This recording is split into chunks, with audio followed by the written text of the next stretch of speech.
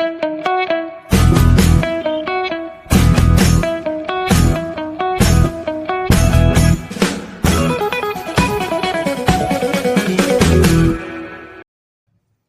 दोस्तों, स्वागत है आपका फैक्ट चेक के आज के एपिसोड में। मैं अनिकेत शेखर आपको अलग अलग न्यूज़ के बारे में बताऊंगा, उसके बारे में फैक्ट चेक करूंगा और साथ में उसका विश्लेषण भी करेंगे।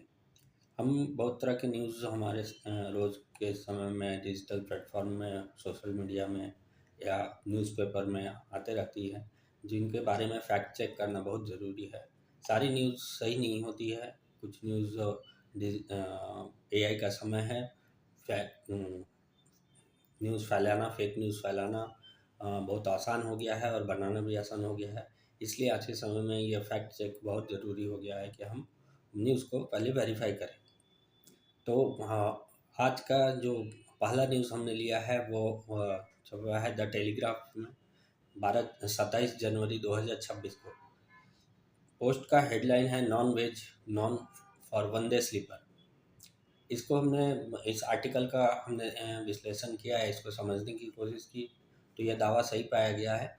रेलवे ने हावड़ा गुवाहाटी वंदे भारत स्लीपर एक्सप्रेस में अब नॉनवेज भोजन परोसने की अनुमति दे दी है। पहले केवल शाकाहारी भोजन का फैसला था, जिस पर विवाद हुआ। बंगाल नेताओं के आग्रह के बाद रेलवे ने यह निर्णय बदल लिया। तो फैक्ट चेक में यह जो निर्णय है या जो यह न्यूज़ है, इसके बारे में सारी इन्फॉर्मेशन हमें अलग अलग स्रोतों से पता चलती है और ये एक सही न्यूज़ है। आगे बढ़ते हैं। हमारा दूसरा जो न्यूज़ है वो है हिंदुस्तान टाइम्स से 27 जनवरी 2026 को पब्लिश हुआ है। हेडलाइन है असम राइफल्स कैंप अटैक्ड इन अरुणाचल। इसके बारे में हमने चेक किया। फैक्ट चेक में हमने पाया कि अरुणाचल प्रदेश के चांगलांग जिले में भारत म्यांमार सीमा के पास असम राइफल्स के कैंप पर उग्रवादियों ने हमला किया। फायरिंग के बाद सुरक्षा बलों और उग्रवादियों के बीच मुठभेड़ हुई। कोई हताहत नहीं हुआ। उग्रवादी जंगल की ओर भाग गए। संदेह है कि उल्फा और एनएससीएन से जुड़े कैडरों ने ये घटना को अंजाम दिया है। तो इसके बारे में भी हमने फैक्ट चेक की और ये बात सही साबित हुई है कि असम राइफल्स के कैंप पर अरुणाचल प्रदेश में अटैक हुआ था रिसेंटली।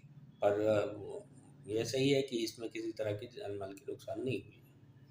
आगे बढ़ते हैं आज के तीसरे खबर की तरफ। ये लिया है हमने फाइनेंशियल एक्सप्रेस इंडिया से।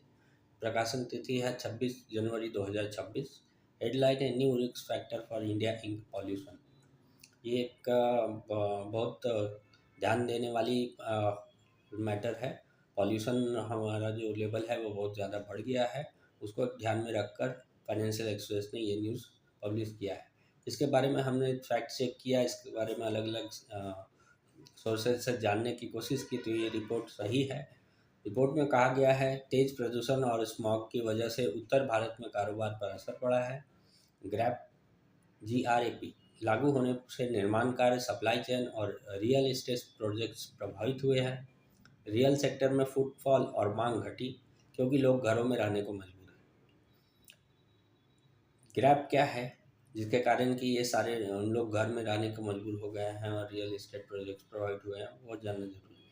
ग्रैप्स जो है वो वायु फुल फॉर्म होता है ग्रेडेड रिस्पांस एक्शन प्लान। ये क्या करता है, वायु प्रदूषण बढ़ने पर लागू होने वाली आपातकाल कार्य योजना है। इसका उद्देश्य दिल्ली, NCR और आसपास के इलाकों में प्रदूषण को नियंत्रित करना है। इसके तहत होता क्या है, निर्माण कार्य पर रोक या सीमा बांध दी जाती है। ट्रकों की आवाजाही पर प्रतिबंध लगा दिया जाता है। प्रदूषण फैलाने वाली गतिविधियों पर भी सख्ती बरती जाती है और स्कूल, ऑफिस से जुड़े अस्थायी फैसले स्थिति के अनुसार ले सकते हैं। प्रदूषण के स्तर के हिसाब से ग्रैप के स्टेज 1 से स्टेज 4 तक के कदम लागू किए जाते हैं। तो ये जो खबर है फाइनेंशियल एक्सप्रेस में जो है प्रदूषण पॉल्यूशन के बारे में, बिल्कुल सही है। और दिल्ली में एयर पॉल्यूशन अभी बहुत ज़्यादा बढ़ गया है। AQI इंडेक्स भी बहुत ज़्यादा शो कर रहा है, जो कि किसी के लिए भी, किसी भी व्यक्ति के लिए ये सही नहीं है। तो हम सरकार से रिक्वेस्ट करेंगे कि आप काइंडली इस पर अटेंशन दें और हमें वायु प्रदूषण से होने वाली बीमारियों से बचाएं। हमारा भी दायित्व है कि हम सारी सावधानियां बरतें और कम से कम वायु प्रदूषित हो, ऐसी ही जो चीज़ें हैं उनका पालन करें।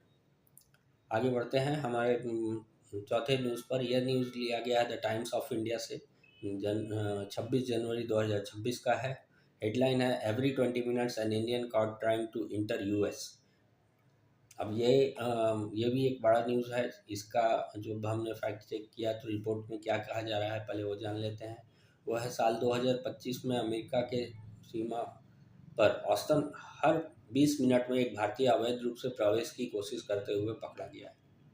तो यहाँ बहुत बड़ा आरोप लगाया गया है कि हर 20 मिनट पर एक भारतीय पकड़ा जाता है अमेरिका में अनधिकृत रूप से इंटर करने पर। यह रिपोर्ट का हमने फैक्ट चेक किया तो ये सही पाया गया है। US customs and border protection के मुताबिक 2025 में 23,830 भारतीय पकड़े गए, जो 2024 से कम है, लेकिन भारत अब भी शीर्ष स्रोत देशों में शामिल है। शक्ति बढ़ने से लोग अधिकतर जोखिम भरे रास्तों जैसे खासकर कनाडा यूएस बॉर्डर का सहारा ले रहे हैं। तो ये बड़ी बात है। हमें इस इलीगल इमिग्रेशन के थ्रू यूएस में एंट्री नहीं करनी चाहिए। अदरवाइज़ होता भी ये है कि वो अपनी पॉलिसीज़ के हिसाब से पकड़ के और उसके बाद वापस भारत में भेज दिया जाता है। तो इस न्यूज़ को हम सही मानते हैं और इसके बारे में हम लोगों से यही एक्सपेक्ट करेंगे, उनको यही सजेशन देंगे कि आप गैर कानूनी तरीके से कहीं किसी कंट्री में यूएस में हो या कोई और विदेशी कंट्री में प्रवेश करने की या जॉब लेने की कोशिश ना करें। अदरवाइज़ आपके द्वारा इस पर खर्च किया गया सारा पैसा भी जाएगा, साथ में आपको पकड़ के वापस भी भेज दिया जाएगा। बढ़ते हैं आगे हमारे पांचवें न्यूज़ के तरफ, जो कि प्रकाशित हुआ द हिंदू में 28 जनवरी 2026 को।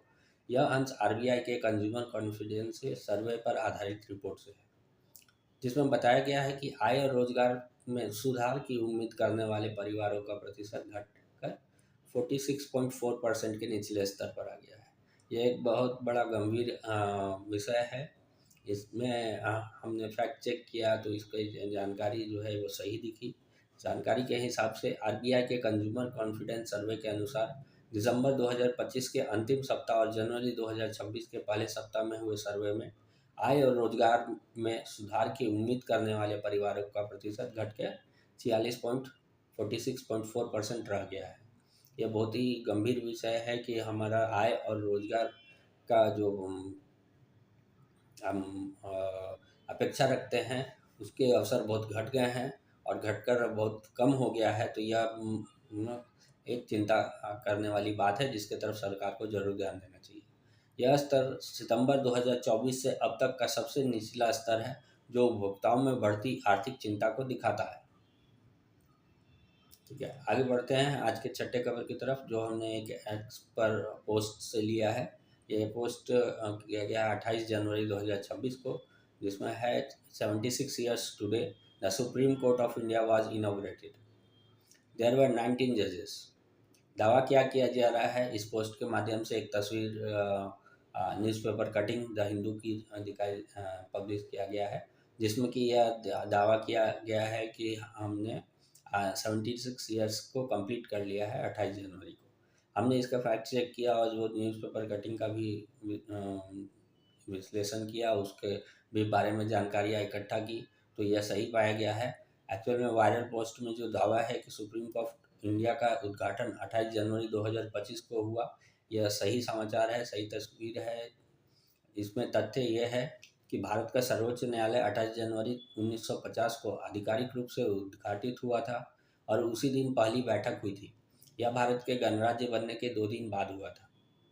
यह उद्घाटन पुरानी संसद भवन चैम्बर्स ऑफ प्रिंसेस में हुआ था, जहां पहले भारतीय संघीय न्यायालय फेडरल कोर्ट बैठा करता था। बाद में सुप्रीम कोर्ट ने 1958 में अपने स्वयं के भवन में स्थानांतरित कर लिया। निष्कर्ष क्या निकलता है कि यह वायरल दावा सही है। सुप्रीम कोर्ट का उद्घाटन पहला सत्र वास्तव में 28 जनवरी 2025 को हुआ था। तो ये जानने वाली भी चीज़ है और इसके बारे में जो न्यूज़ दिया गया है वो भी सही है।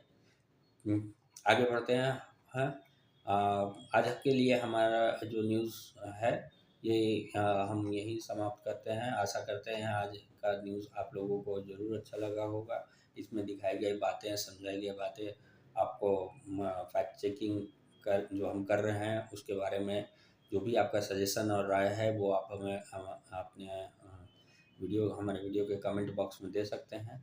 हम ज़रूर अधिक से अधिक इसको सुधार करने की कोशिश करेंगे और नए नए न्यूज़ और उसके फैक्ट चेक्स लिमिटेड समय में हम आपको दिखाने का प्रयत्न करेंगे। और ये समाज में यह जागरूकता पैदा करने की कोशिश करेंगे कि बिना फैक्ट चेक किए किसी भी न्यूज़ पर विश्वास ना करें। मिलते हैं फिर कल कुछ और नए न्यूज़ के साथ। तब तक के लिए धन्यवाद।